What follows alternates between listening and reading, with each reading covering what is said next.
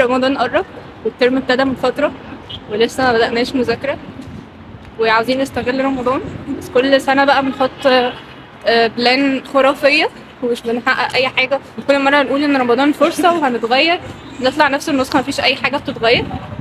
لو أنت عاوز تذاكر وتعيش رمضان وتعمل أي إنجاز في حياتك فالفيديو ده.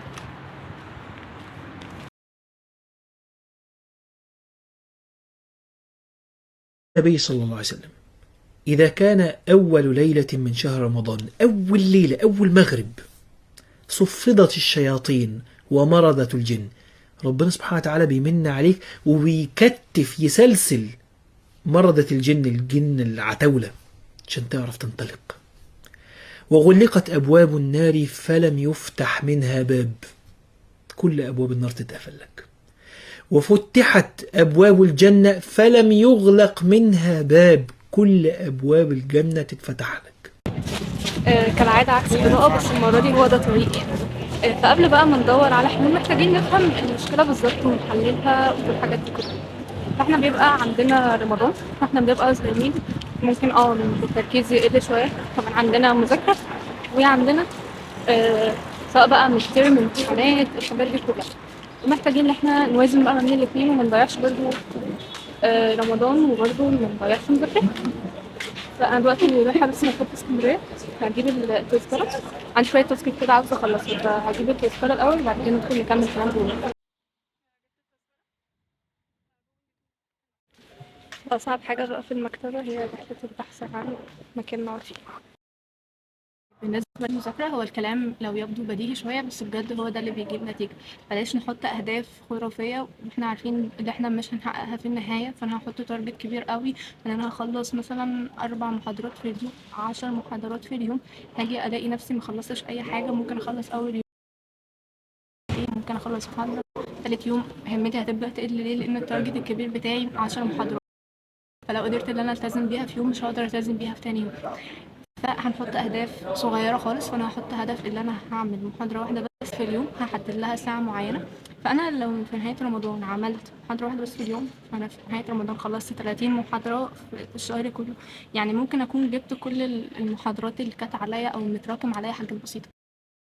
لسنه اللي انا ببقى حاطه ان انا هذاكر كل حاجه، بس باجي بلاقي متراكم عليا كل حاجه. فخلينا أهداف واقعية تبقى صغيرة لدرجة إن دماغك مش هيبقى فيه فرصة أصلا للكسل.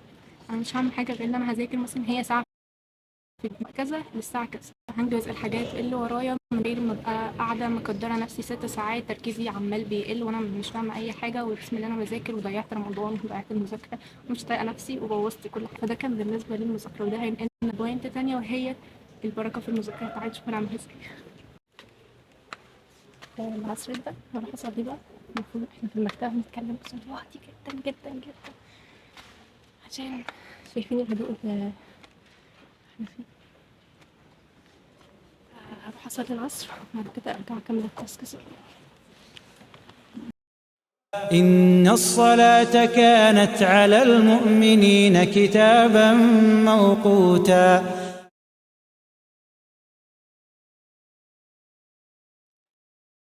لازم تظبط وتهيئ الامور والمهام بتاعتك مش على افضل حال. بمعنى ان انت لو شايف دلوقتي انك تقدر تذاكر 6 ساعات خليهم 1 ساعة ونص. لو انت شايف انك تقدر تقرأ 20 او 50 صفحة خليهم 3 صفحات او 5 صفحات بس، بل يعني ممكن تخلي. فالمذاكرة بالبركة مش معناه خالص اني هذاكر كده اي حاجة في اي وقت، معناه اني هحاول ازود البركة في المذاكرة بتاعتي. اتفقنا من شوية هيبقى في 25 دقيقة، 25 دقيقة مذاكرة، 5 بريك. الخمسة بريك بدل ما اضيعهم لا انا هستغلهم فهقرا صفحة من القرآن، فاديني باركت الوقت بتاعي. انا هبدأ اعدد النوايا وانوي حاجات كتيرة قوي عشان تزود حسنات، فمش مجرد اللي هي حاجة مباحة وبعملها، لا ده كمان اتحولت لي عبادة وباخد عليها أجر. فأنا هنوي إن أنا كده عشان أبقى مسلم قوي، فالمسلم القوي أحب إلى الله خير من حبل الله من المؤمن الضعيف. كمان اللي أنا بذاكر عشان بعد كده يبقى لي شغل أقدر أصرف على نفسي وأقدر مثلا أصرف على ولادي بعد كده. لو أنت مثلا راجل زوجتك وولادك والكلام ده كله، إن اللي دي مثلا طاعة للوالدين فهم بيبقوا عاوزين إن أنا أعمل كده، فدي كده طاعة للوالدين. كمان ادخال سرور على قلب مسلم ان انت تفرح اهلك، يعني ان انت برضو تبقى اليد العليا خير من اليد السفلى. كتير قوي تقدر تنويها عشان تزود البركة والحسنات بتاعة المذاكرة. استغل الاوقات بقى. وفي كم من ناس حفظوا قرآن في الطريق، كم من الناس بيجيبوا اورادهم في الطريق، كم من الناس قروا كتب في الطريق، كم من الناس سمعوا الكتب المسموعة في الطريق، كم من الناس خلصوا سلاسل ومحاضرات، كم من الناس يعني خلصوا مذاكرة في المواصلات. هطلع دلوقتي بقى. شهر رمضان الذي أنزل فيه القرآن هدى للناس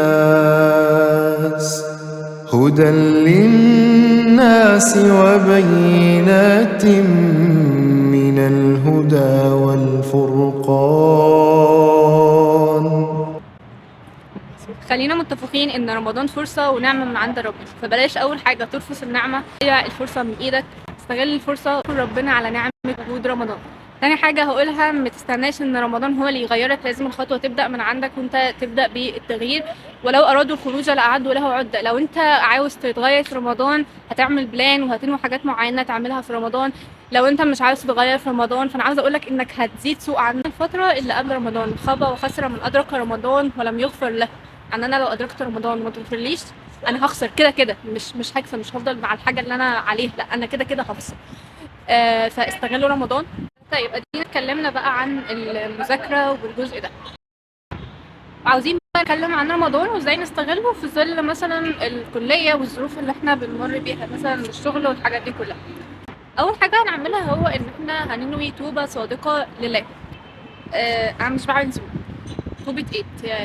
شايفاني بسرق ولا بعمل حاجة حرام؟ انا مش بعمل حاجة. طيب خلينا نتكلم في معنى يعني ايه توبة اصلا. توبة هو الانتقال من حال الى حال افضل.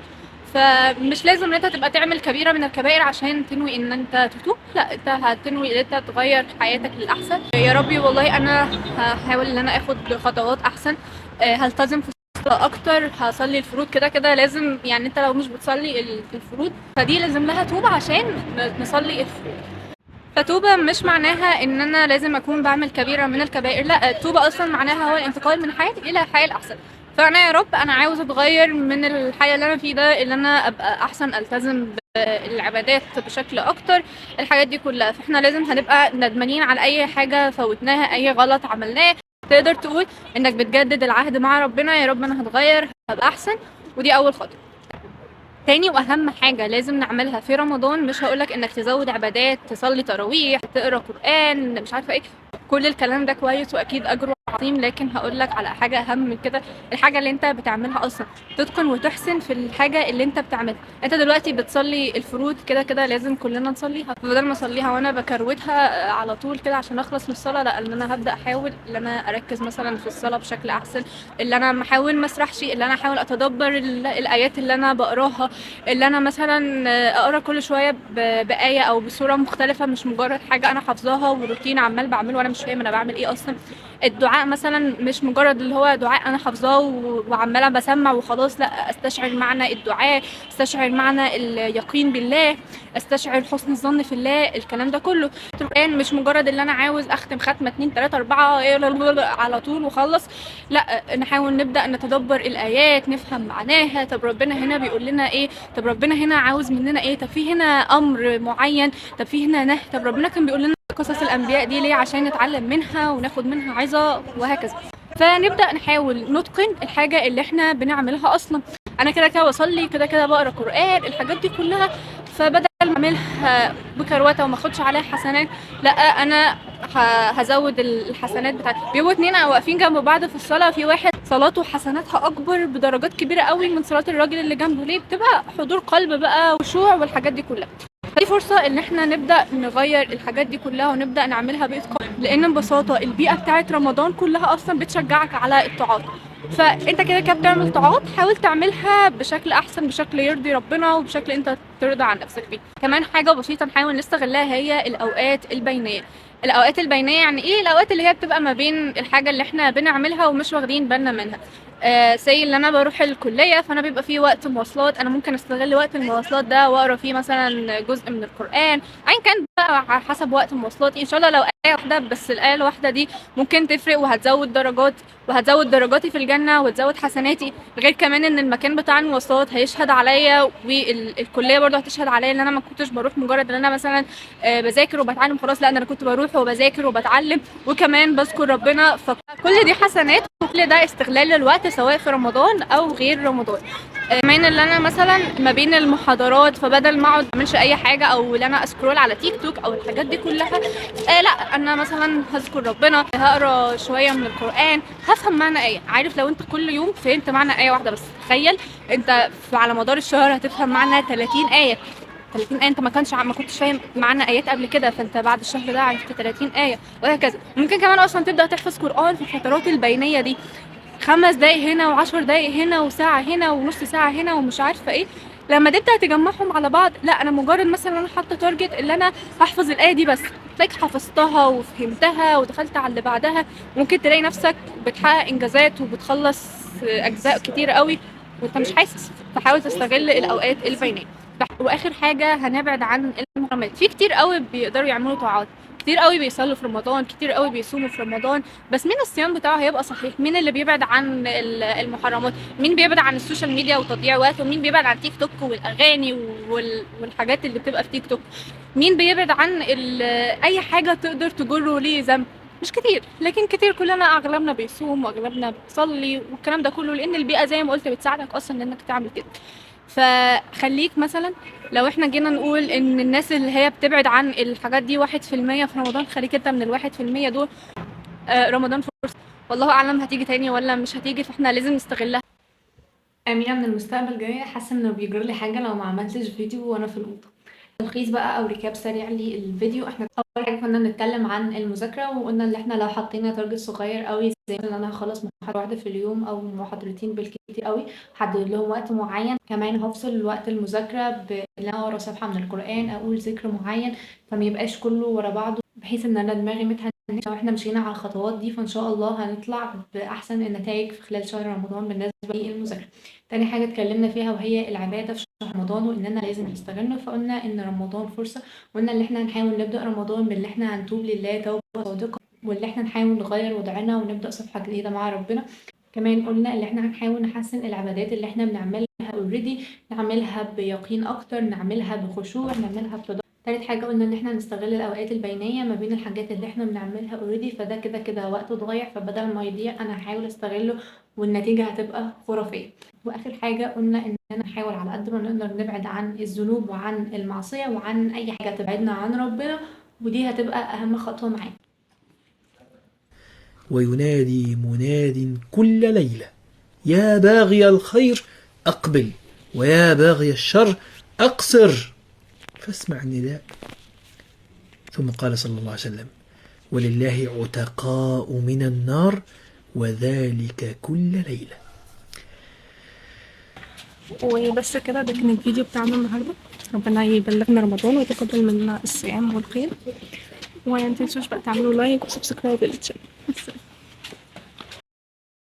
وإذا سألك عبادي عني فإني قريب